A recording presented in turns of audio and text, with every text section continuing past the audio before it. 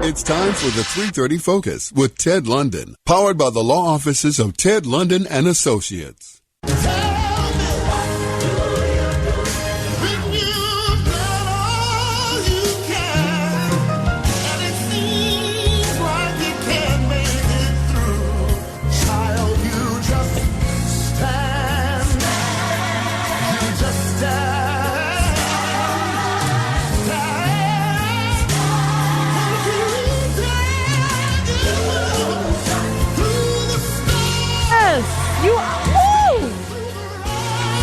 You're listening to Gospel Hour.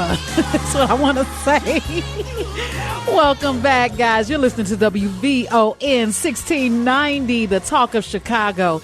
And that sound right there, that is our gospel for the rest of the month. We are listening to gospel music with Ted London on the Legal Line. Is that right, Ted? Well, this is the Legal Lines Gospel Edition. Oh, Gospel Edition. Yes. Hey, what's going on, Ted London? Attorney Ted London. KD, boy, I miss you. I'm so glad you're on. We're going to have a good time today for sure, as we always do whenever KD and I get together. Yeah, but, I heard. Kelly wanted to hear gospel music for the month of December on the Legal Line, so this is what we're going to do. She made the request. I'm going to fulfill her request, and today we're listening to Donnie McClurkin. Now, quick question, KD, Atiba, LaDonna. Atiba's not here. I'm the light-skinned version of Atiba. Yeah, he's not here today. But no, hey, KD, I just heard LaDonna capping on you. I know, right? Talking about, now listen, my barber, he's just coming back from, I guess he had a stroke or something. And I'm like, dude, don't spray all that stuff on my head, man. He did it anyway. Now LaDonna, she cracking on me. Well, stroke or not, he got it straight. Hey, KD, that was the black stuff he sprayed on your hair, was it? I'm not telling, man, because you can't see. Well, she can. I can. She's forced. You can. Well, you know what? I tried to catch you guys on Facebook for whatever reason. I couldn't connect with you guys live today. Why not? You guys not on Facebook today? Yeah, we are. Are you on Facebook? Hit the refresh. Hit the refresh. Yeah. Okay. I can't do it right this second now because I have to do this show now. But I'm going to check you guys out after the show for sure. Yeah. But as always, it is such a pleasure and privilege to be with you guys every Thursday. I'm so happy to be here, especially since Katie is here as well. Thank you. Thank you very much. Well, what you got for us? Well, I have to say hello to my wonderful wife, Kelly, who is listening today. So, Kelly, thanks for listening today. Oh, that's very nice of you. Shout her out. All the folks who tune in every Thursday to hear Ted London on the Legal Line, we're so grateful. We get so many folks who come in and tell us that they listen every Thursday, and we're so honored that folks do tune in to listen to us, and so we can share some information. You know what? Today would have been my mom's 82nd birthday, Mrs. Charlotte London. My mom prepaid for her funeral. She was buried in a crypt. My mom passed away relatively young at 68 years old, but today would have been her 82nd birthday today. Wow. Happy heavenly. Happy heavenly birthday. I have to be mindful because I'll start doing the Matt McGill, and Matt and I tease each other about this all the time, who cries the most. Matt will cry if it's raining, and I'll cry if it snows. So I have to kind of be mindful because whenever I go to my mom's crypt, I just can't stop crying, even some 15 years later. So I got to be careful. I got to move past this one for the time being. But I did want to wish my mom a happy heavenly birthday. Would have been her 82nd birthday today. Ted, I don't want to make you cry today, but what is your most valuable moment that you remember with your mom? My mother was such a wise lady. She had so much wisdom that she shared with me that I get the benefit of even today. I'll tell you one thing that comes to mind that she told me when I was a single guy. I had been divorced. I was having trouble finding ladies that I wanted to date, and I was just so easily turned off. And I recall having a conversation with her about this, and she told me something that was really turned out to be very, very valuable for me. And she told me, son, it's easier to change the outside than it is the inside. Because I said, Mom, I go with these ladies in there, I'm not impressed with their style and this and that. So she said, son, it's easier to change the outside. If you find a lady, if you don't like her shoes, but you like her, buy her some shoes. If you find a lady, if you don't like what she's wearing, if you like her, she has a good heart and she's good on the inside, you can change the outside very easily, son. So, wow, you know what? I never thought about that. So that was one good lesson I learned from her that came in very, very valuable to me. Another thing I can recall that she told, I remember as a young lawyer, I was so broke, and I was in private practice, just started practice, so broke. Some of my friends were doing much better than me, and I didn't really care about that so much, but I was just tired of being broke. So I recalled calling her one morning, 3:30, 4 o'clock in the morning, and said, I think I'm going to give up on this private practice thing. It's not working out for me. I don't have any money, tired of being broke. And she told me, well, son, just look at it this way. When you're driving, you're not looking at the lights directly ahead of you. You're looking at lights, even cars down ahead of you. So don't just look at what's ahead of you immediately. Look down the road and see what's down the road for you, not just directly what's in front of you.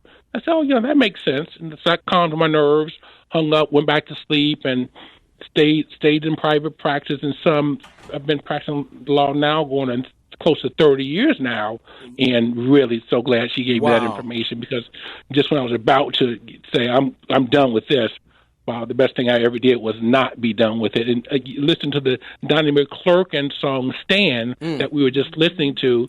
Well, basically what she was telling me was, son, sometimes you have to just stand. Stand. And so I did that, and things have worked out really well. So I'm grateful for the information that she has saved my life, indeed. And I think you've saved some others, because that was good information for the listeners that may be going through sometimes you have something. to just stand. Yeah. And folks out there, you know what? If you're dating someone, particularly you gentlemen, and you don't necessarily like their style, and if they have a good heart, according to Charlotte London, it's easier to change the outside than the inside. I don't know if you can change the inside, but if you don't like the little style, you can change that very, very easily. So absolutely. Those are a couple of bits of wisdom from Mrs. Charlotte London. Thank you. I'm Charlotte London.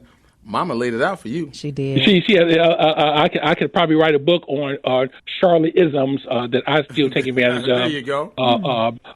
Many years since her passing. But here's one thing for you parents and grandparents. This is unfortunate what I'm about to say to you, but that is your children and grandchildren, they are listening to you, and they're likely going to take the information that you give them. The unfortunate part is you may not be able to see it. So I don't know if my mom got to see me practice all the wisdom that she imparted in me, but I certainly use it every day. So you parents and grandparents out there where you're dealing with these children, like these hard-headed kids like I was, and you're giving them information, it doesn't seem like it's applying to them, doesn't seem like they're utilizing it, don't give up.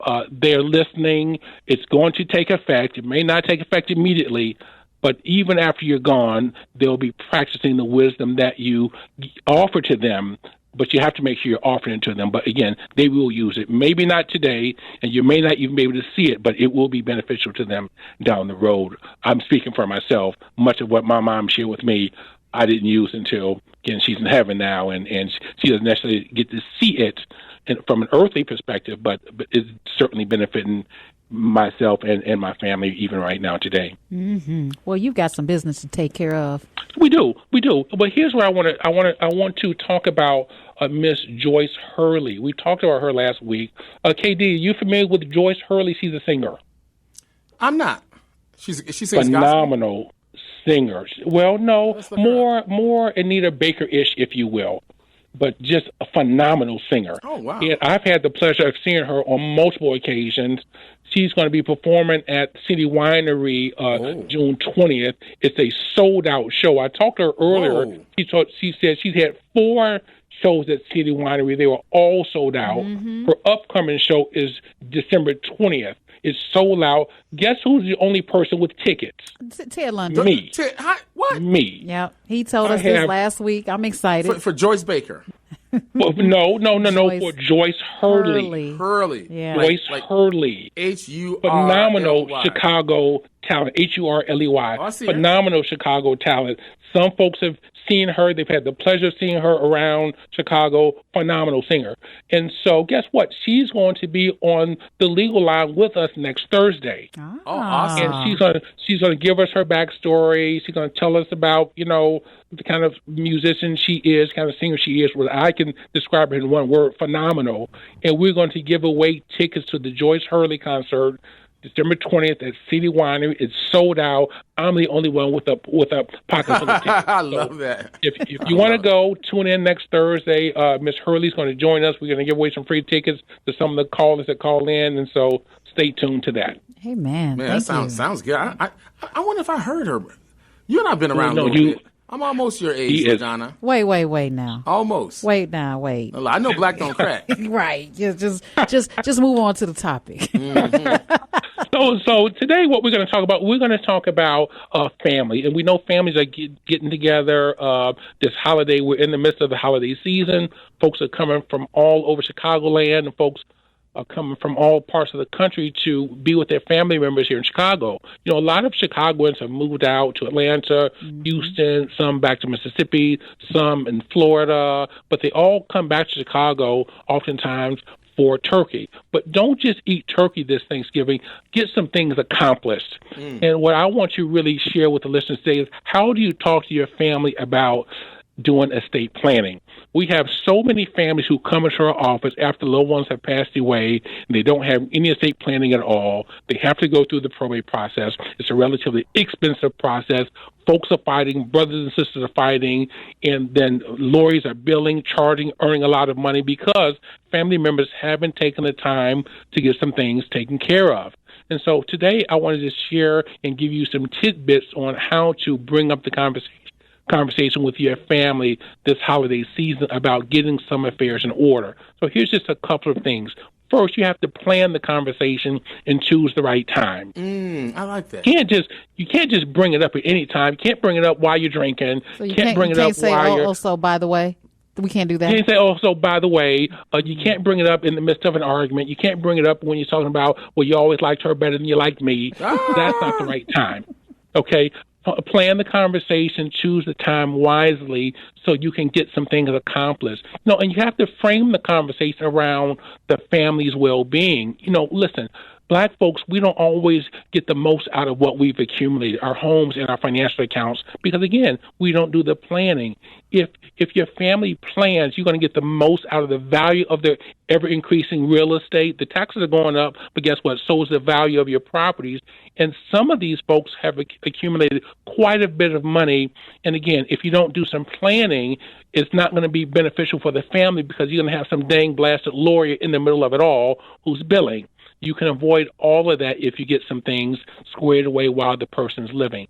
Here's what we do see occasionally, and I'm going to ask folks who are going to bring these conversations up to their family members, don't do this. Please don't be a bully. Don't be a bully. If you're going to have a conversation with parents, grandparents, senior loved ones, don't bully them into giving you information or doing what you want them to do or doing what you think they should do with their money and their real estate. Just ask for some information. You may want to ask, do they have someone in a position to make decisions for them if they can't make decisions for themselves? So you want to ask them, do they have power of attorneys? Everyone should have power of attorneys. Single people, married people, folks who have been married for 50 years or more, you still have to have power of attorneys for your spouses. Had a couple in just this afternoon, married 40 years. They're doing power of attorneys for themselves. So in the event that they need to make decisions for one another, they can. Some of your family members are slowing down. Some of them have some signs of dementia. Yes. Some of them are becoming a little bit more ill. You can't wait until the last minute to get some of these things done. If you see signs of some of these signs of aging, if you will, you have to move with a little bit of urgency to get these things done while folks still have the capacity to do it. At some point, we get many calls and people want to get some of these things done, and the first question is, well, are they competent? And oftentimes the answer is, well, no, they have dementia, they've had a stroke, they have Alzheimer's, but now it's too late. So these are just a couple of tips for folks who want to talk to their family members about getting some things in order. It is painless. It is cost effective, and every family needs it. If you don't have it, you're going to get some lawyer involved in on the back end, and that's probably going to cost you more money than it has to. I went ahead and put those in the chat too on Facebook Live. I was listening while you were talking, typing it up so that people can refer to it going back to the Facebook Live. Good. So, Attorney Ted London, how do siblings make the determination, or should it be on the parents to say, you're gonna be in charge of this? You're going to be my power of attorney. Is that self-selected by the married couple, or if the father and mother are divorced? How does that work? Well, here's the bottom line: it's the parents' home, it's their money, it's their stuff. They get to decide. Okay. Because typically, when someone passes away, there's really just two primary opposites of value. Typically, it's going to be the real estate and financial accounts. And they get to decide who's going to get the home. They get to decide who's going to get the money. And occasionally, we do get a bullied child that accompanies the parents or the parents into our office, and they have all these expectations about how things should go, and I have to ask them to please step out of my office. Oh, really? And so, well, of course, you're not going to bully your parents in my office, and I'm witnessing it, and you're trying to bully them to do something that's clear that is not their objective. So I ask them to step out, please, and then we can continue the conversation while the parents make decisions on who's going to be in a position to make decisions for them, who's going to be the beneficiaries of the financial accounts, who's going to get their home after them. Now, sometimes the children will come in with the parents, and sometimes the parents will ask the child to step out or to not come in because they want to do this in private. But to answer your question, KD, it's the parent is the one who's going to decide who's going to get the home, who's going to get the money, who's going to be in a position to make decisions for them, because they're the ones who accumulated the money, who paid for the home, who worked for the 30, 40, 50 years. Right. They get to make that decision. But what if the parent is, let's say you have one mother and she's starting to see there are obvious signs of dementia. How does that work if there are three kids? Well, you have to be mindful, because if they have obvious signs of dementia, which means they may or may not be competent, then they can't do anything. It's now too late. Mm-hmm. So if a person is not competent to make the decisions, to understand what they're signing, then they can't do it. Now the family has to go through the probate process. And then all of the kids will share equally. But Ken, here's a rule of thumb that I have. You just happened to mention three children. Here's a rule of thumb that I have. If you have three children, at least one of them is going to be problematic. Okay? And so that child could just be a bully. They oftentimes could be the oldest one. Oftentimes it's one that has a substance abuse issue, mental health issue. Regularly, it's the child that has the least amount of money, that they cause problems for all the other children. And really what that does is that's going to cost the state more money, because now they're fighting. And who's billing? The dang on lawyer. Right. But we're trying to help families get some things accomplished where they don't have to have lawyers, courts, filing fees, and multiple lawyers on these cases, because sometimes all the children will hire a lawyer, and that just sucks up all the money out of the state. That can be so easily avoided by doing just a couple of things. Putting the home in a land trust, so you can name who's going to get the home after you. You can name all the kids, just the good one. Here's another thing that we see sometimes, LaDonna, KD, the kid that has not contributed at all to the parents' well-being. Once the parent passes away, he comes out of the woodworks and want to take over everything. Every time. All the time. So that's very, very common. So, but put the home in a land trust so you can name who gets it after you. You can name as many people as you want. Make sure that you have power of attorney, so you're naming someone to be in a position to make decisions for you. If you ever need someone to do that, we all need those. And then when it comes to the money, just make sure you have current beneficiaries on all of your accounts. It's free to do. It's free. So put the home in a land trust, very reasonable. Do power of attorneys, very reasonable. Put beneficiaries on your accounts. It's free. And that's going to be pretty much a comprehensive estate plan for most middle-class families. And so that's all very affordable.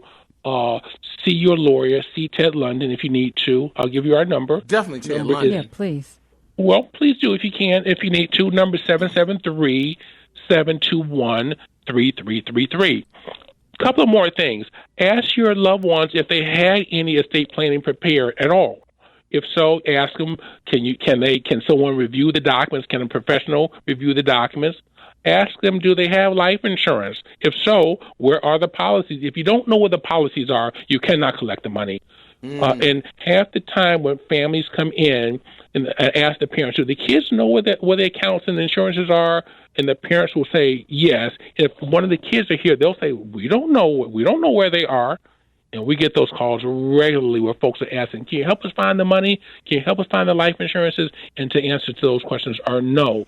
So you have to make sure that you know where the accounts are. Now, you don't need to know the balances. Parents, they don't need to know your balances, but they do need to know where the accounts are. So if they need to collect, they know where to go and collect. Absolutely. Ted, how can we have to wrap up? So what is the final thing you want?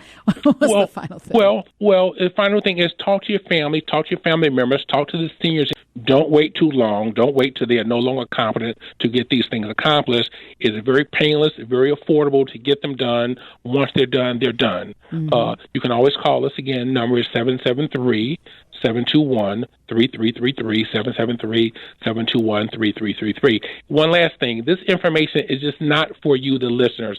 This information is for you to share with your friends, your families, your neighbors, so they can get their things accomplished as well. So be generous with the information, share it with your loved ones. All right. Well, Ted London, once again, it's always a pleasure. Can't wait to see you. I think you're going to be in studio next week.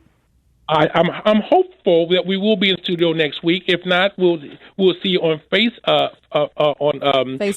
Facebook Live. That's right. But I hope to be there. And Ken, it's always great to talk to you, my friend. Attorney Ted London, man, you're a brother with the same mother, man. I love hearing your mama break that knowledge to you, and you're benefiting from it today. So that's right. Yes, I am. Love you guys very much. All right, see you next week. I was having a medical procedure, and I wanted to ensure my kids would get my home should something happen to me. I called attorney Ted London. He provided a land trust and power of attorney. Now my kids would not have to go through the probate process. After the death of my husband, I had to get my affairs in order. I called attorney Ted London. Now my family and home will not have to go through the probate process. When you need your estate plan done, call attorney London. 773-721-3333.